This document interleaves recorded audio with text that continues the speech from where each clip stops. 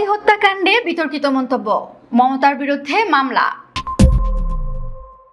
ইনকিলাব মঞ্চের মুখপাত্র ওসমান হাদি হত্যাকাণ্ড নিয়ে বিতর্কিত মন্তব্যের জেরে পশ্চিমবঙ্গের সাবেক মুখ্যমন্ত্রী মমতা বন্দ্যোপাধ্যায়ের বিরুদ্ধে অভিযোগ করা হয়েছে।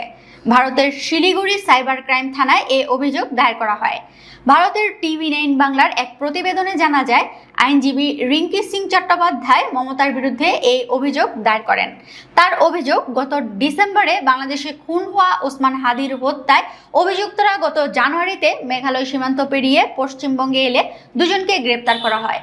গত 2 জুনের এক সভায় মমতার নাম উল্লেখ না করলেও সেই প্রসঙ্গ তুলে ইঙ্গিত করেন, বাংলাদেশে খুন হলেও কারা জড়িত তিনি জানেন। নাম জড়ান কেন্দ্রীয় স্বরাষ্ট্রমন্ত্রী অমিত শাহ। এতে দেশের নিরাপত্তা বিঘ্নিত হতে পারে, সেই কারণেই রিঙ্কি শিলিগুড়ি থানায় অভিযোগ দায়ের করেছেন।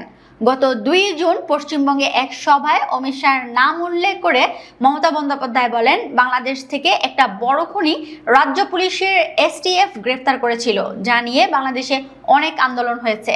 অন্য দেশের অভ্যন্তরীণ বিষয়ে কথা বলার অধিকার আমার নেই, কিন্তু আমি যেটা বলতে চাইছি তা হলো ওই হত্যাকারীরা মেঘালয় সীমান্ত দিয়ে পশ্চিমবঙ্গে চলে আসে।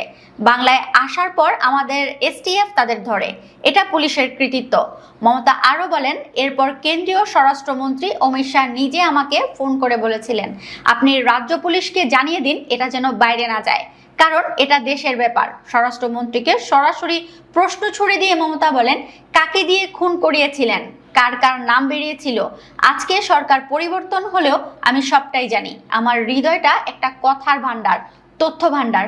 তবে দেশের স্বার্থে এবং বাংলাদেশের স্থিতিশীলতার কথা চিন্তা করে সেই নামগুলো এখনই প্রকাশ করছেন না বলে জানান মমতা।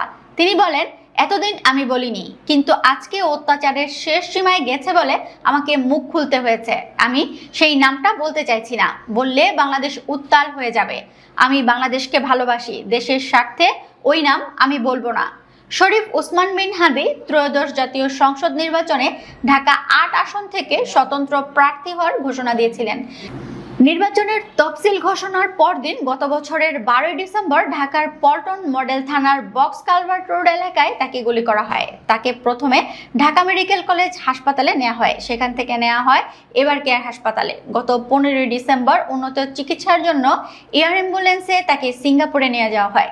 সিঙ্গাপুর জেনারেল হাসপাতালে চিকিৎসাধীন অবস্থায় গত 18 ডিসেম্বর রাতে তিনি মারা যান। এই ঘটনায় ইনকিলাব মঞ্চের সদস্য সচিব আব্দুল্লাহ আল জাবের পল্টন থানায় গত 14 ডিসেম্বর হত্যা চেষ্টার মামলা করেছিলেন। পরে এটি হত্যা মামলায় রূপান্তর করা হয়।